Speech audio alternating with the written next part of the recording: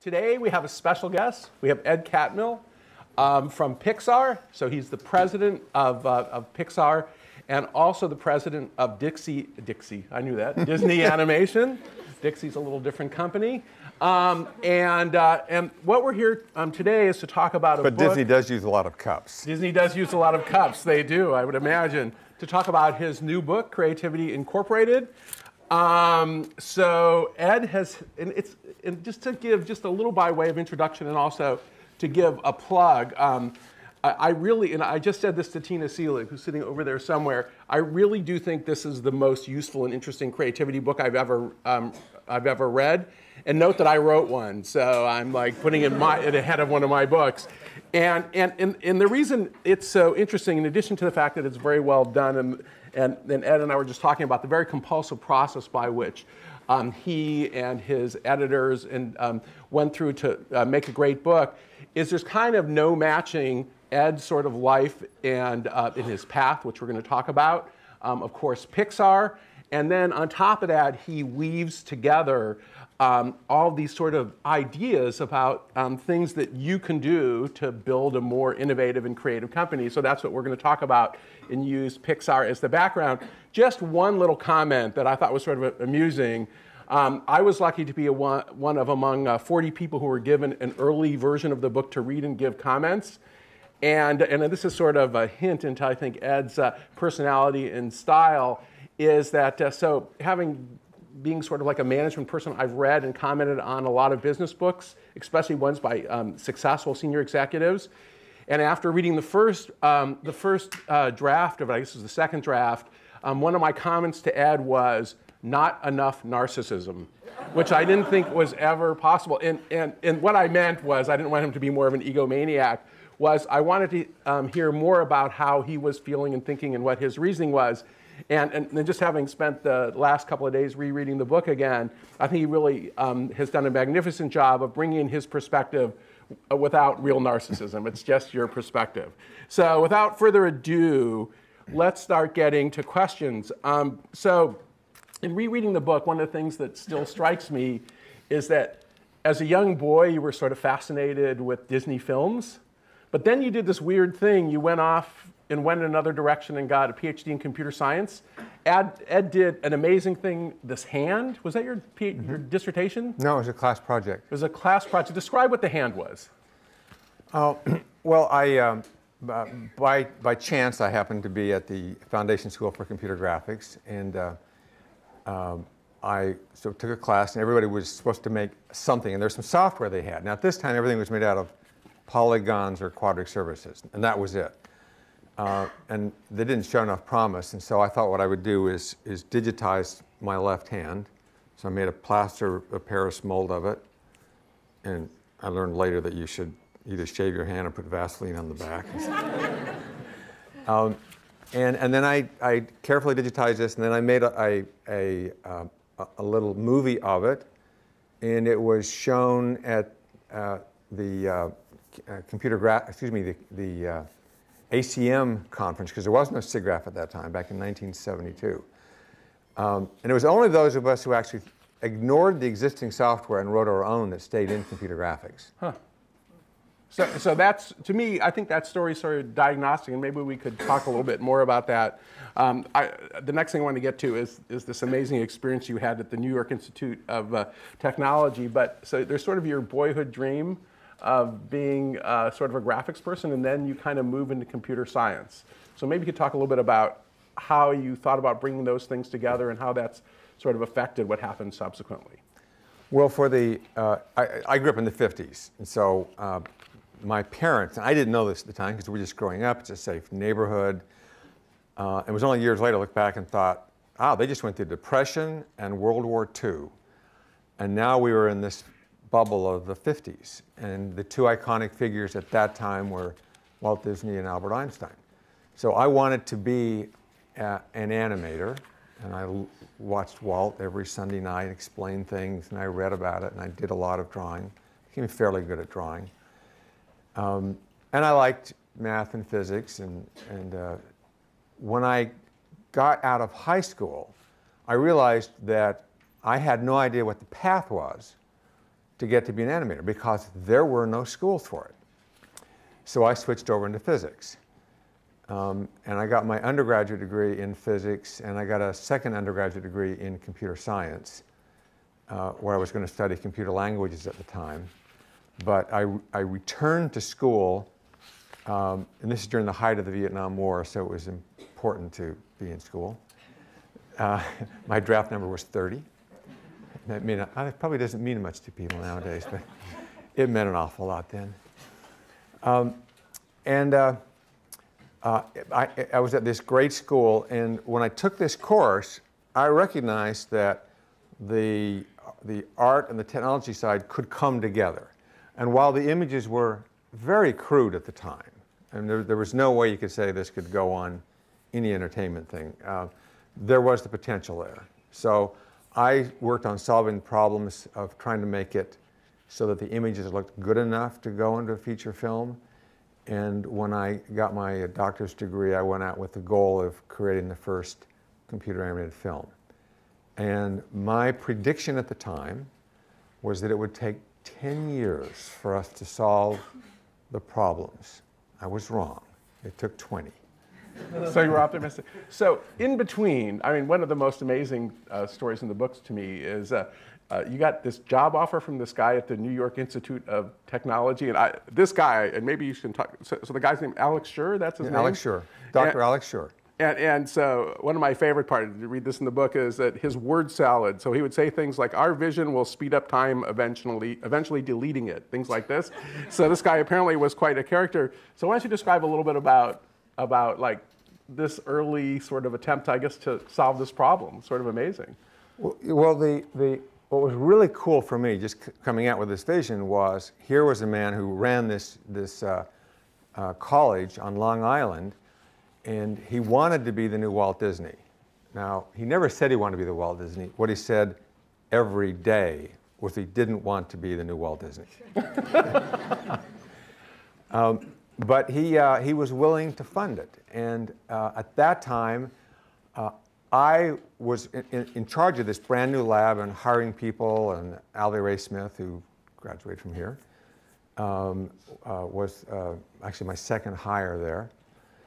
And it was this amazing opportunity, and here was a man that was willing to fund it. But at that time, I did not want to be a manager.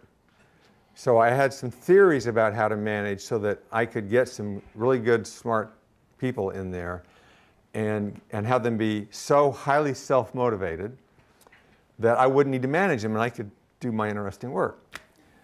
And so 5 years later, I was hired away by George Lucas, and we'd had actually a pretty great group and had made a lot of right decisions. But I remember at the time looking back thinking, okay, when I came here, I had some ideas about how to manage, and 1/3 of them were an absolute crock. They just were bad ideas or naive.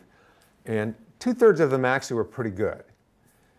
And I felt going forward into Lucasfilm now, where there was this incredible opportunity, that the ratio would probably be the same. And the reason I say like 1/3, 2/3, because most people have heard the 80-20 rule and 90-10 rule. And actually, I think the problem is those kind of delude you because they make you think you're better than you are. And I think you're better off saying, you know, I'm probably wrong more than I think I am. So let me let's talk a little bit about the Lucas days next, and then on to sort of Steve buying Pixar.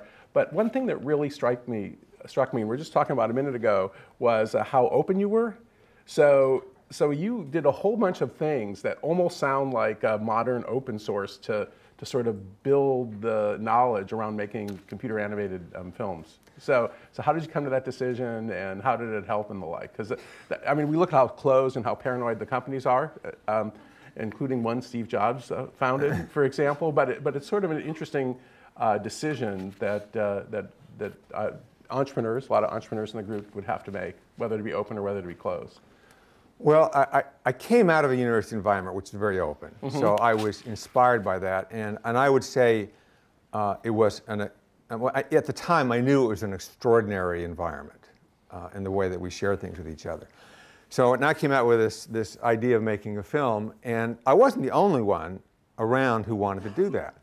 And I was aware, because it was actually a really small field, we're talking about a handful of people here, and they wanted to get there first. They're very competitive with their ideas, and so they did not want to share their discoveries. And at this time, SIGGRAPH, the computer graphics community, was brand new. But my belief at the time was that we were so far away from what we needed that the ideas that were current today would get completely bypassed. So we published everything, and the rationale was that if we publish everything, we're more likely to attract the best people. So we began to accumulate people that not only shared in the vision, but they were very good because they liked the idea of sharing. And we were rewarded because not only did we get these people, but we were participating in a bigger community. And today, most of my friends are still in this community. And I really highly value them. We get together all the time. And so, Steve never actually tried to prevent us from doing it. Even when Steve was there, we always published, and to this day, we still do. In fact, for the last couple of years, the papers coming out of Disney and Pixar have been the single biggest block of papers from any institution. So you've maintained that openness despite Jobs' infamous sort of secrecy at Apple. He was okay with you operating. He never applied it to us. He said, "Do it. You do it my way." So let's move on and talk. So you mentioned you got hired by George Lucas when he was sort of at the height of sort of early Star Wars fame. Tell us a little bit about what you learned and what happened in the early days with Lucas, and then tell us about how you almost got bought by General Motors, which is, I think, sort of an interesting plot twist. It really surprised me when I read it. So George had just made Star Wars in 1977, and he was working on a second film, Empire Strikes Back. And he was going to take a big risk with it because, as you know, it ends with a cliffhanger. He believed that the technology of the time is one of the things that helped Star Wars stand apart. I mean, he obviously believes in the story, but he had the best people working with optomechanics, which you need for doing blue screen matting and those kinds of things. So he was the only person in the industry that was willing to fund bringing high technology into film. So he hired me to bring in expertise in digital audio, video editing, and computer graphics.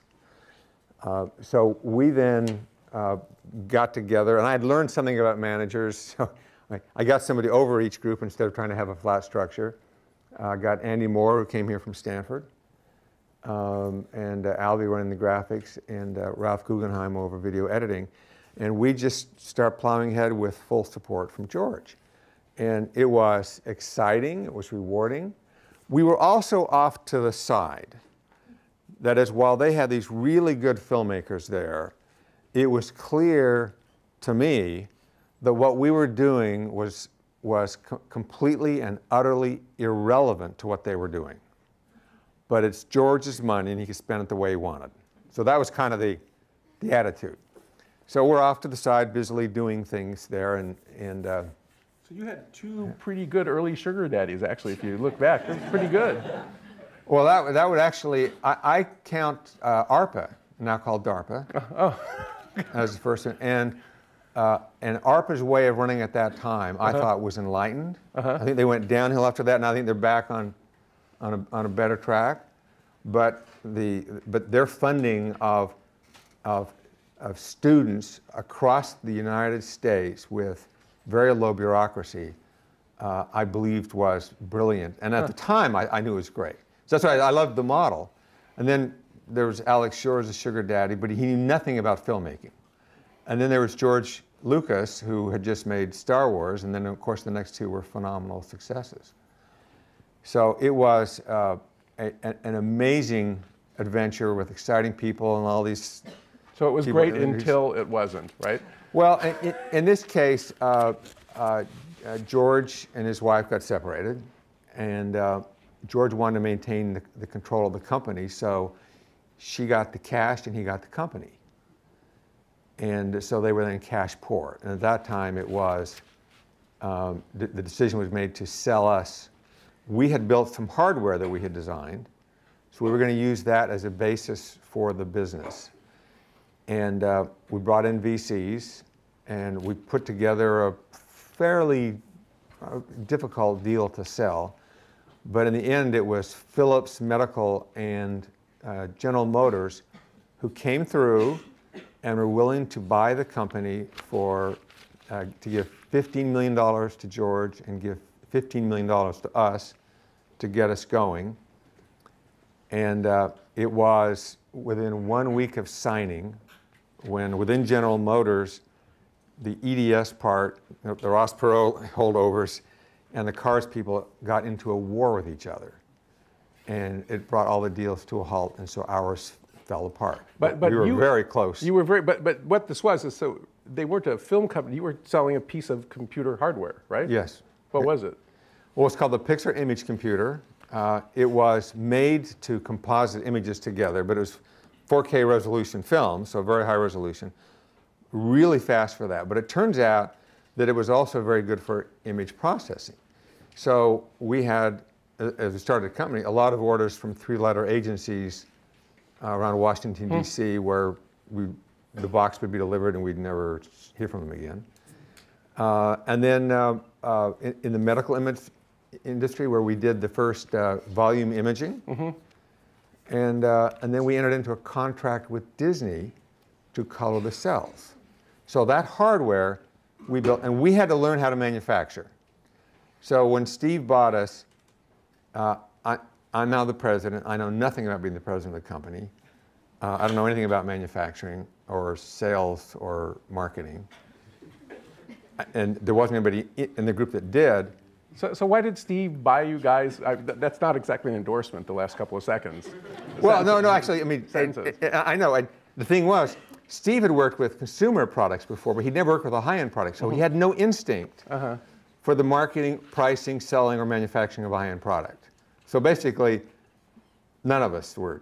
So, but when he bought you, was he buying a computer, a hardware company, or was he buying a movie company? I guess is sort of the question. What did he think he was buying? Well, we were still years away from it even being practical. Okay. So he was buying the people. Okay.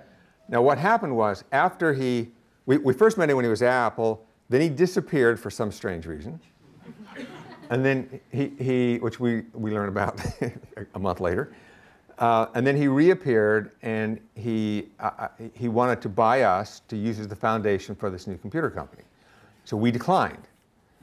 So then he went and got some other people. The new computer company was Next? Yeah, well, he then went and got some people. Okay. And that then became Next. Okay. And after he formed Next, I ran into him at SIGGRAPH, which by coincidence was in San Francisco. So we walked the floor, and he still wanted to buy us as a group, but now it was to be what we wanted to be. Oh, okay. So we then entered into negotiations, which itself was an interesting long story, but we won't go there. But it resulted in him acquiring us from. So far, I don't see much sign of an organizational strategy. Are you somebody who believes, this is an aside, but it's really, do you believe in organizational strategy after going through? Because we haven't gotten to the story about how Pixar emerged and became a film company. Like, what's your view about sort of long-term planning and organizational strategy? Well, at the time, I mean, other than the fact that, I was reading a lot of books to try to figure it out, but I couldn't actually connect with them. It's like surfing. You got to be at the right place to catch the wave. Well, I was never at the right place. So you were just tumbling around there in the ocean. But in terms of strategy, in one sense, you could say, yes, we had a business plan, we did and so forth. But I believe, and I'd say this is very early on, is that for all the planning, it's like when the reality hits, I'm going to adapt to the reality. Right? So those plans quickly went out the window for a variety of reasons, either because we had miscalled it or we didn't know what we were doing. I mean, just there were a variety of reasons there. But in all cases, we kept rethinking and trying to adapt to what was there. So you were, they call it sort of improvisation. Our colleague Kathy Eisenhardt always talks about how a lot of times you just improvise and respond to what's in front of you, and the plan goes out the window constantly. So let's talk a little bit about the early. Still doing that. You're still doing that. Yeah. Talk about sort of the early days. What did you do before you became a film company? Because there's how many years from the time that Steve bought you to the point where you were sure you were a film company? Because that went on for a while. He acquired us in 86, the beginning of 86. Okay. And we entered into our contract with Disney to make Toy Story in 91. Okay. All right, so basically it was 5 years. And in the 5 years, we had to go from nothing to hiring the people, figuring out manufacturing, which was an intense and very educational experience in a surprising way to me. And I learned something that which just affected my outlook. But we weren't big enough to keep creating new hardware to actually keep up with the wave that was happening in the whole industry as a whole. And so our business plan basically did not work, and then we had to figure out how to gracefully get at it without screwing our customers. One of our customers was Disney. And I'm looking at this saying, okay, while we're kind of doing okay here, I mean, we're a little underwater, so that's kind of okay. It's not all okay. But you can see where it was going. It was going more underwater. So how do we get out from this? And so a guy called me and who's running some other company, who was acquiring all of the image processing companies. Figured that if he got all the different products and consolidated into one company, he'd have a sustainable business. So he called up and said, would you be willing to sell your hardware business? And I said, well, let me think about it. Click. Yes! So called him back the next day and said, yeah, we will do this. And so we sold it for $1 million. And the thing was, I knew that they would never pay the $1 million. And the reason we did it was they would keep manufacturing the box for Disney while we were rewriting the software to go onto Silicon Graphics boxes. All right. And it turns out they did fine. They lasted for several years. But ultimately, which we knew, they were doomed. But so that's an argument for selling something for nothing, and it's still the right thing to do. It's sort of an interesting... Well, yeah, we were trying to protect them, and... and Steve was okay with that? Because I mean, at least in the book, Steve tried to sell the... By the way, Steve tried to sell the company to Microsoft and Silicon Graphics, sort of in between. Yeah, and Alias there. So, oh yeah, so that was...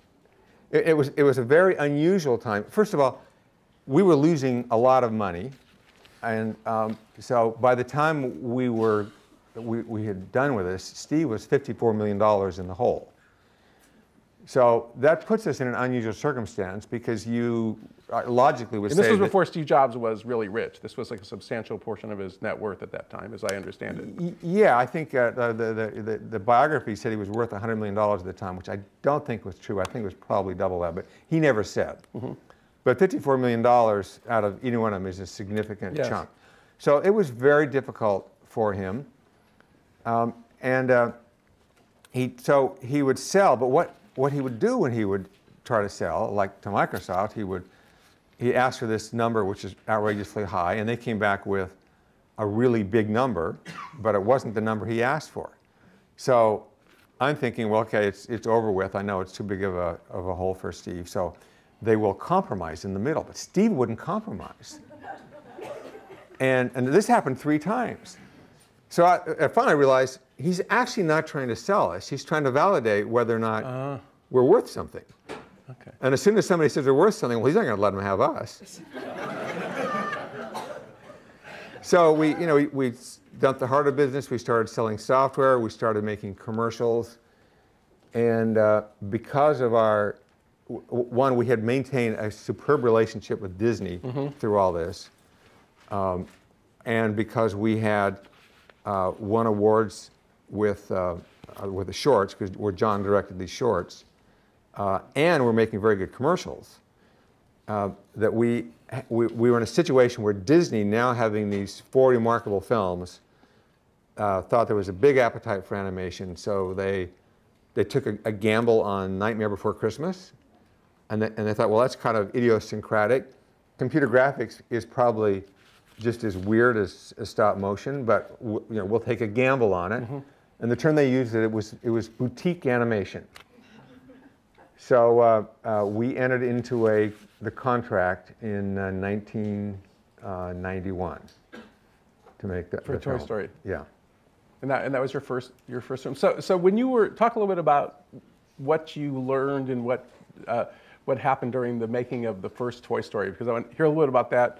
And then one thing that's sort of interesting that I'd forgotten until just today when I was rereading it, that Steve decided to do the IPO before the movie even came out. Was that correct? Yes. So so it's sort of amazing. I mean, so you still had made no money at all. Yeah. So we made no money. So this isn't the way it's supposed to work, they tell me, in your venture capital classes. So it's sort of an amazing story. So, and this is where where Steve was showing his brilliance. Now, around this time, Next is kind of not working out so well, and I've got a good relationship with Steve, and all of us do, but we didn't want him there full time. All right, he was really good part-time, because he faced outwards and he let us, excuse me, I keep raining. Just put on the table, it'll be fine. Here, okay. Yeah.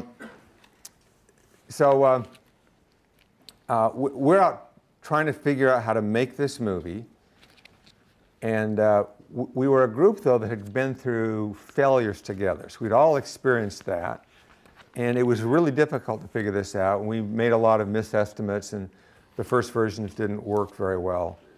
But as we got closer, it became apparent that we were onto something really big. And I have to say, John Lasseter believed right from the minute that this was going to be gigantic. But from Disney's point of view, it was a boutique film. So they didn't put any consumer products behind it because they didn't see it being anything. But as we got into the last year, it was now apparent it was big. And so Steve said, okay, now we are going to revolutionize this industry. But we're also in a position where, because we've got the experience here, not only do we have the first film out, we will probably have the second film out before anybody else can get into this. But the deal that we had with Disney, frankly, was not a very good deal. We got like 3 to 5% of the profit or something like that. So it was not very good. Not very good. So Steve called John and me together and he said, okay, our deal lasts for 3 pictures, and at the end, we're on our own. Michael Eisner will realize, as soon as this film is successful, that he will have just created his biggest nightmare. So he will not want the contract to end. So when the film comes out, he will renegotiate. And when we renegotiate, I want 50% of the profits. But if we get 50% of the profits, that means we have to put up 50% of the money. So in order for us to put up 50% of the money, we have to have the money in the bank. Therefore, we should go public. So John and I are saying, whoa, whoa, whoa, whoa, whoa, this is a little early here. Let's prove our worth first. But Steve, being Steve, had a compelling way about him. So we put on the road show. We went out and showed pieces of the movie. But what he told people as we went on the road show, so I went out with our CFO went with us, Lawrence Levy, and Steve, and as we went out, the argument was that the company will go public 1 week after the movie opens. So you will see that we're changing the industry. And so that's the prep. So the movie comes out, it opens huge, it gets incredible reviews, and then the next week we go public. And it was the biggest IPO of the year. It was bigger than Netscape. Incredible. It was an incredible thing. So since you mentioned Steve, at some point we should get this. One of my favorite parts of the book is, in the book, at various times touches So you worked with Steve 26 years, you said. Yeah. And there's also a chapter at the end that's specifically about Steve. But one of my favorite parts was you describing how you basically learned how to argue with him without going crazy. So I thought that was quite interesting. Maybe you could describe a little bit about how your relationship evolved and how you learned to. Yeah, so as we started with Steve, Steve had a reputation, which everybody knows because it's part of the public record. People talk a lot about it, and I want to, later address some of that. But I did ask Steve to begin with. I said, so what happens, or how do you work if somebody doesn't agree with you? And he said, well, I just explain it to them until they understand. So I go back to my colleagues and explain this, and they all have this nervous laugh. Now, the thing you should understand is in all the 26 years with Steve, Steve and I never had one of these loud verbal arguments. I mean, it's not in my nature to do that. So I never actually had an argument with Steve, but we did disagree fairly frequently about things. And the way it worked was, I discovered, was that I would say something to him, and he would immediately shoot it down because he could think faster than I could. So we end the conversation, and I would then wait a week, and usually this is on the telephone. I'd call him up, and I'd give my counter-argument to what he had said, and he'd immediately shoot it down. So I'd wait another week.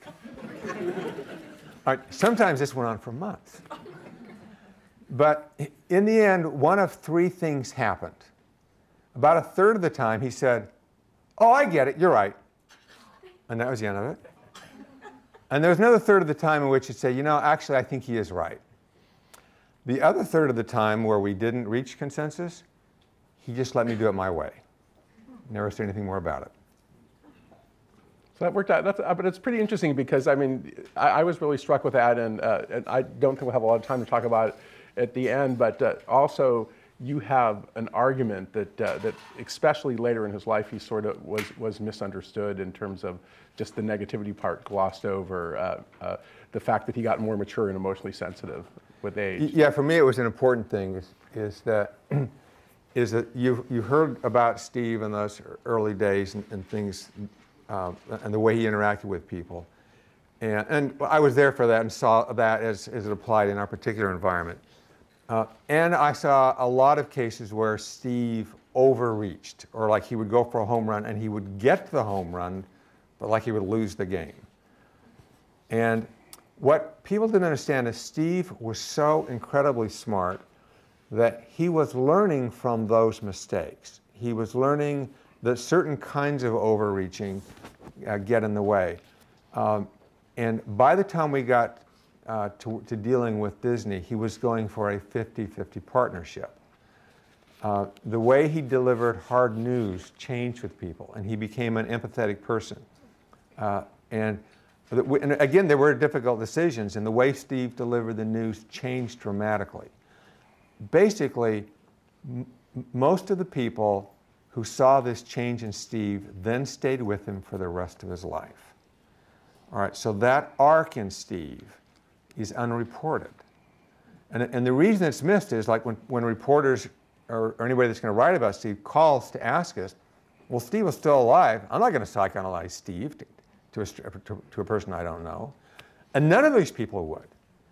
So the change in Steve, which to me was very dramatic, is not publicly known. And so that's well described in the last, sort of the addendum to the book or whatever. So we've got about 10 minutes before we open up to question. What I'd like to do now is we've sort of talked a lot about what it took to sort of get to Pixar kind of through the first film in the IPO. But a lot of the book, and to me, some of the most interesting parts of the book are the way that Pixar operates as a routinely creative organization. So maybe there's a couple of different topics you could discuss. One is, why don't you talk a little bit about the brain trust? Because to me, that's a fascinating part of the film. And think a little bit about how that might apply to other kinds of organizations, too. Well, the brain trust is something we happened on accidentally. John was the director, and he had 4 people around him who were very focused and funny and really driven, and they were passionate about the film itself. So they would have intense discussions, but it was never personal. And they basically went through 3 films together. And this was so successful that as other people were coming up, we would add them to this thing. And then Andrew Stanton started to call it the Brain Trust. So there was something about having colleagues giving notes to each other that worked really well. So we tried to apply the principle to other groups, like with our technical groups and others, and we found that it didn't work as well. So then we had to go back and look at it and say, okay, what's actually going on here that's making this group work better than just a collection of smart people, which is, for a lot of people, a brain trust means, oh, you get your smart people together in your room and you discuss it. So that's not what I mean. So one of the things we realized is that the brain trust had no authority. They could not tell the director what to do. So when somebody else was directing, and now John is a member of it, he could not tell them what to do. I couldn't tell them what to do. Steve couldn't tell them what to do. And the consequence of that is that the director, the person responsible, was not coming into the room in a defensive posture, knowing that this group could screw him over. All right, so it changed the dynamics. But then we had to pay attention to a lot of elements of the dynamics, because in our case, we need a lot of deep candor about what works and what doesn't work. And what we found, and this is true in most places, is there are good reasons why most people hold back and they don't say what they think. Yeah. They don't want to embarrass themselves. They don't want to embarrass other people. They want to look good in front of other people. They might want to grandstand. There are all sorts of personal, emotional reasons that get in the way. Frequently, and most of the time actually, they won't admit that they're there. So our view was that, as the managers, was not to actually examine the idea at the time. It was to sit back and examine the dynamics of the room. Because if the dynamics are working, they're going to solve the problem. So rather than me get caught up in the problem, I wanted to look and say, okay, are they all saying what they think? And the result is we've got this group which, on the whole, has done completely remarkable things. Every once in a while, it doesn't work. It collapses. And every once in a while, magic happens. But by setting that up and paying attention to it, we've got something where, on the whole, it's had a remarkable body of work.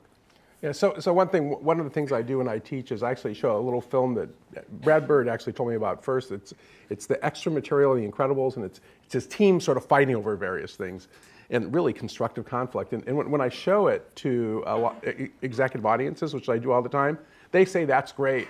At our organization, that would never work. So do you have any, can it actually work someplace other than Pixar? Okay, so I know we're running out of time here.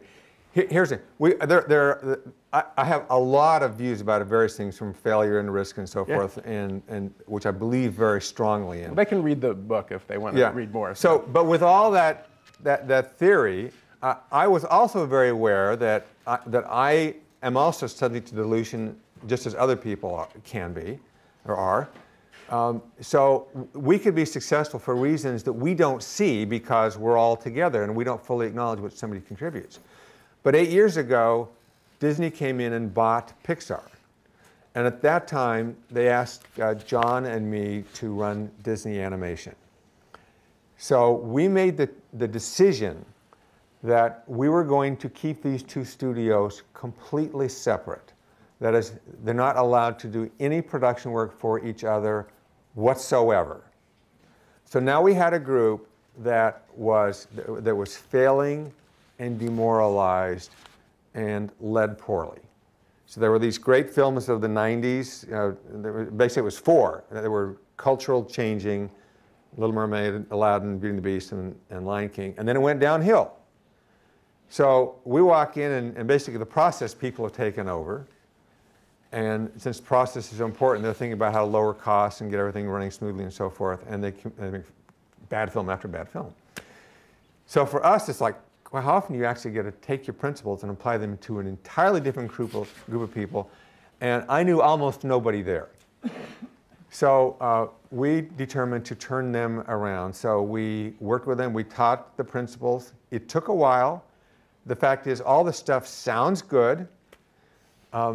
But like a lot of things that sound good, they depend upon trust, and trust is something that takes a while to earn. And usually what it means is you have to go through some screw-ups together and some failures and mess-ups, and then still be there for each other. And when you're there for each other, then you begin to trust each other and then begin to apply the principles. Now, they've made 6 films since we've been there. All 6 have been critical successes. And we dramatically altered everything from top to bottom in the way they thought about it and the principles and the philosophy. And then finally they had the big commercial success, which was Tangled, which is the biggest film since Lion King. Then Wreck-It Ralph was a big success. And then Frozen just became the highest grossing animated film in history. All right, so here's the key thing. It's largely the same people who were there when they were failing. And the things that couldn't do, and like in terms of being honest or candid with each other or figuring out how they thought about problems and failures, like those same people learned those things and they altered their behavior. They are a different group of people together. And it's an amazing and gratifying thing to go through. That is amazing and gratifying. And the other thing is, like, it has, because we kept them separate, like nobody could say, like they couldn't say Pixar rescued him. And likewise, Disney didn't bail out Pixar because we kept them separate.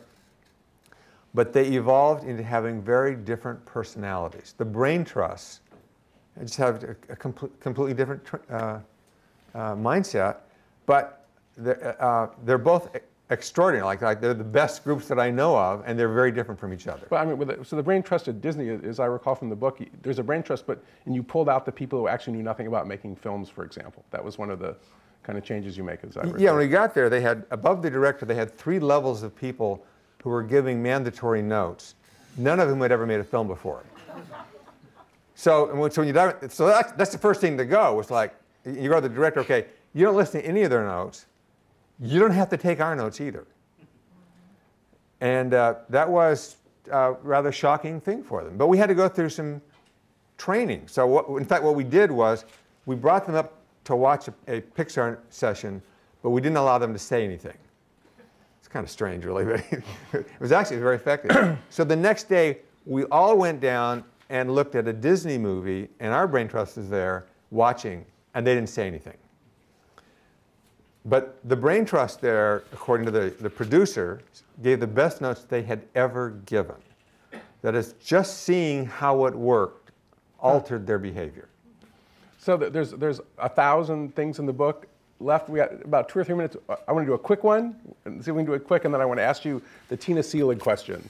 So the quick one is my favorite chapter. I especially recommend. It's got this kind of weird name, The Hungry Beast and the Ugly Baby. So just to give us a little taste, can you give us just a minute or 2 of what you mean by the hungry beast and the ugly baby? Because I think it's essential for managing innovation. Okay, so it's a term I heard used at Disney, but it's used in other industries also. And that is, the bulk of your people are working on your products. It's a creative, active thing, and it is where it's the group that generates your revenue, but it's also where your costs are. So I don't mean it's the hungry beast in a derogatory sense, but it's like it's this beast that's got to be fed. Or think like the news or newspapers, right? You've got to feed this thing. So up front, we have to generate new ideas. What happens in a lot of companies is after the founders go away or move on or get hit by cars or whatever happens to founders, then the most organized people are the ones who run the beast. So they put those people over the whole thing, and they bring the values to the upfront process, which is, okay, let's get on schedule, let's get this, because we've got to feed this beast here. Our issue, and I think this is true in most places, is the very nature of what we're doing at the front is fundamentally different than we're running the beast. We're doing something which is unknown, we're in wild territory, we don't know what's going to happen, and what we first do, if I think of movies, people think making the movie sounds exciting, and it is exciting, but there's an imagination of what it must be like. It's sort of like having this beautiful baby, and the baby grows up to be this beautiful movie star. But what do you do if the baby is ugly? All right, and that is our reality. is that the new ideas are fragile, they don't look good, they take protection. You cannot judge them at that point. You can see how well the team is working together, but you can't judge the ideas.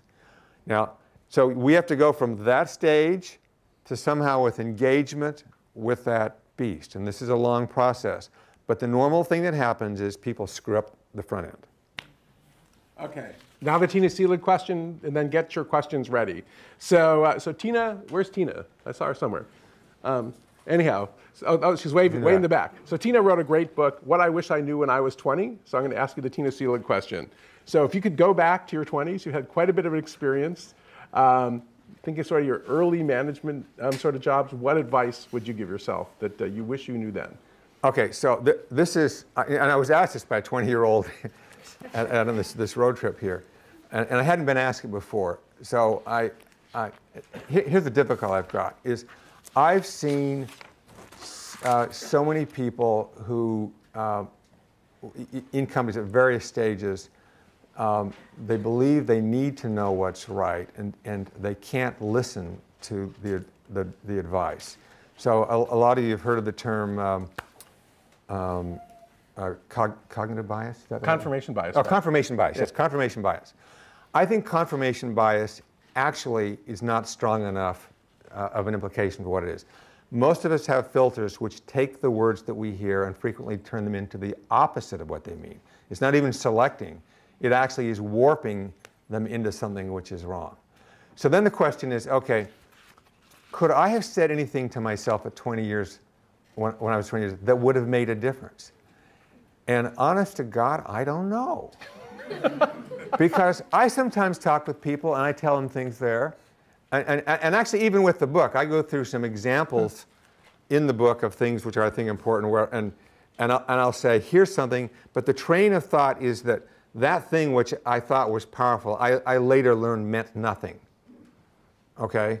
So one of them is like story is king. Like in our business, story is king. And we believe that. We gave it to, or we said it, but then I realized that every studio said that, whether or not they were producing works of art or complete, utter pieces of dreck. All right? So the phrase didn't actually have any meaning. So my logic is going to go to the next stage after that. But what I found was on a lot of the websites, people would refer to that as, oh, thank goodness he said that, because that's really what I believe. And kind of missing the deeper point is that sometimes those things that are true don't actually alter our behavior. And that's why I find it really hard to say, what would I say to myself when I have the opportunity to talk to some people and I find that some get it and some don't. So the question is, am I the sort of person who would have gotten it? Or maybe, well, to give some subtitles, and then we'll get to the questions. Randy Commissar, actually in ETL a few years ago, you can find the video, basically made the argument that as great as it would be to learn from other people's failures, they just don't have the same emotional impact. You got to have your own failures to really move forward, which is, I think, is sort of part of what you're saying, actually. Well, it is. Other than having lived this, I don't know what to do. But I do believe that along the way, because of the mentors and people I worked with, there was a view about mistakes and failure and trying things which did inform me. And having that philosophical view about how the world changes, how, what interdependence actually means, and the full implication of that, as well as, and this would be a device, like the first conclusions are almost always wrong, and so are the second and the third, right? And to this day, we're still finding things that we had concluded long ago actually are incorrect. In some cases, they were incorrect then, and we didn't realize it because we had overcome it because of other means. In some cases, they were correct then, and they are no longer correct. Okay, so we've got 10 minutes. We should move to questions. Lots of hands here. So yes, I guess I should repeat them because you guys can have, so yes, talk loud. So in addition to creating these fantastic movies, I infer from the book that you've established this remarkable cycle in which rapid advances in technology enable these new creative works that then feed back to accelerate the advances in technology, computer graphics in this case. And I'm curious whether it's getting any cheaper to establish cycles like this between new technologies and new kinds of creative works, or whether it's actually just more and more expensive now. Well, basically probably more expensive. But the one thing to note about that is that the underlying technical base, that is the hardware, continues to change. The underlying software base is changing, and our expertise level and the workflows are changing. There is nothing stable about it. And the reason you want to think about this is this loop between the artistic and the technical, which I think it applies in a lot of areas, is as a mechanism to deal through the instability of that. And that instability is where we want to be. All right. Someone else. All the way in the back. Yeah, I like the back. Yell. Can you speak a little bit about the balance between the art and the technology at Pixar? For example, are there ever tensions or conflicts between them? Would you ever change the story to showcase the science? Well, no, the issue of showcasing the science would actually never be a point of conflict between the two. For me, the issue is, and I know this is true with a lot of companies, because companies now are all realizing they have to involve technology. But for most people, they're trying to bring it in. A lot of them, they don't do it very successfully. And for me, the model is that you know you're an integrated company if you can't draw a line between the technical and the creative. Okay. All right. And I would say in Pixar and Disney there is no line between the two. So that kind of conflict actually, if you were to talk about that within that particular comment wouldn't make any sense. There are people who are pure technical and people who are pure artists, but then they span this range. But whatever we work on, and there are certainly disagreements about a variety of things, but it would never be about showcasing technology over the art. Okay. Somebody, hand right there. Oh. Govind. In another talk, you mentioned that something really important is that while an organizational hierarchy might be necessary, it's good to avoid a communication hierarchy. One of the tricky things about this is, even if I'm in the mailroom at Pixar and I know I could email you, that doesn't necessarily mean that I will. So I'm curious to know what other manifestations there are, what other effects accrue after you've established that there's no communication hierarchy. Well, okay, so we say this to all new employees. Now, the fact is, because of people's emotional responses, then I know full well that there are certain things that I won't see or they won't say things to me. And I also know that a manager, let's say at some level in the company, has got objectives and goals. And when you're in tight budget or schedule, which is sort of the reality of our lives at all times, then you will give off body language, which was that don't do anything to disrupt it. So while this is a principle to strive for, there are deep human personal emotions which get in the way all the time. So the reason for talking about this is not to say, oh, what you're going to have is a structure-free information thing. That ain't going to happen. All right? But it means that you want that because you need the truth to come from anywhere and to be able to come out of order. So that means that you are continually, you've got a Sisyphean, is that the way you say it? I can't say it. All right. you have the Sisyphus task of continually rolling this up there because there are always the tendencies to go back and to have the structure, the communication follow the organizational structure. So the trick is to realize it's always going on, even if you're doing a pretty good job of rooting it out. It keeps creeping back in. It's an endless job. All right, let's see. Woman all the way in the back with a hand. Yell.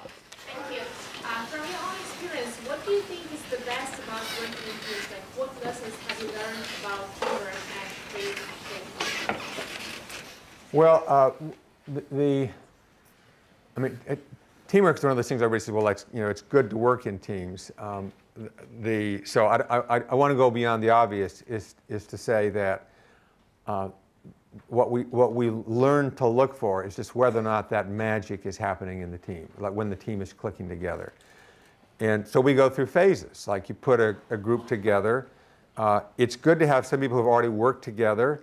If they've all worked together before, then actually you've got a closed group which is an opening. If there are too many new people there, they may go over the rails. So you actually want a balance of new people coming in. That's your upfront risk, is how much new versus experience do you have within a group. Then you have to work things out there. And sometimes the groups click and they move along quite well. But a lot of times there are problems. And now you've got this problem. If there are problems, do people immediately raise their hands and say, I have a problem? Well, it's kind of the responsibility for the group to work things out. And they feel like it's going out of school to go immediately up the ladder to say there's a problem here. But on the other hand, sometimes there really are problems that will sink it. So you've got this fuzzy thing where problems should be worked out in the group, but sometimes they're not. So what you need are people who are candid, who have enough experience to say, I want to raise a flag. So it's not blowing a whistle, it's not calling it to halt, it's just saying, I think this isn't working as well as it should. So you get a couple flags and say, okay, let's try some tweaking. So we will do tweaking, and most of the time, the tweaking, which sometimes is adding a person or taking a person out, is enough for the team to click into place. Sometimes that doesn't work, and then we have massive failures and restarts. So we span the range there. But the only time we know is when it works is when you actually feel that team working together. Right. I fell all the way to the right. Yeah. Yes. Where do you see this industry in the next 5 to 10 years? Well, since our films take 5 or 6 years to make, then the 5-year part's the easier one. we even have them scheduled out. But when I talk about the stability of it, obviously the mechanisms for distribution are changing. There are 3 different kinds of long format storytelling. There's obviously some very good long form television. There's the live action model for making films, and then there's the model that we use at Disney, at Pixar. And we're embedded in an industry which is both changing the way we deliver and because it's going global, means that we're bringing in connections with the other parts of Disney and the outside world. So it is trying to make the storytelling work. So that's the changing part. The thing that still is the same is that storytelling is not just entertainment. It is the way we communicate with each other. The way we talk with our children, we read to them, we tell stories, we read stories in the newspaper, we've got articles, books. Storytelling is our way of teaching and talking with each other. So that's always going to be there, even though some of the form will change. So we're trying to be flexible enough to adapt to the things that are happening, but believe we have a model based upon the way we as humans act. All right, last question. Yeah, right here. At Pixar in particular, where do you enjoy spending most of your time? In the management sector, or in the creative, more of the storytelling and the animation and everything that goes along with that? Or the technical research and development, like the open subdiv and all the projects there? Where do you find yourself enjoying the most time? Well, the first thing to know is for me, managing is a creative act. And I define creativity to be very broad. It isn't just what some people think in terms of the artistic side, that it is problem solving, and that our central problem is to try to remove the barriers to that. And in addressing the barriers and the blocks and things that get in the way, then one has to think about the human nature that we've got and our differences and things that happen in other people that are very difficult for me to discern. And I find that very fascinating. So that takes most of my time. So early in my career, I was very technically focused. And now I'm very focused on what I think is a complex, difficult problem, and that is how we address these hidden problems that get in our way of problem solving. All right, so we're at the end. Just a sort of closing comment. I think in Ed's answers, you're seeing that you don't get glib management consultant or PR person responses. He thinks very deeply about the stuff that he does, much more deeply, frankly, than most business people or consulting people I know. And that's one reason that I found the book so fascinating from the very beginning, because it really does reflect the sort of deep thought that you've seen from Ed here. So thank you so much for joining us, Ed, and thank you everybody else in the audience. Thank you. Thank you very much. All right.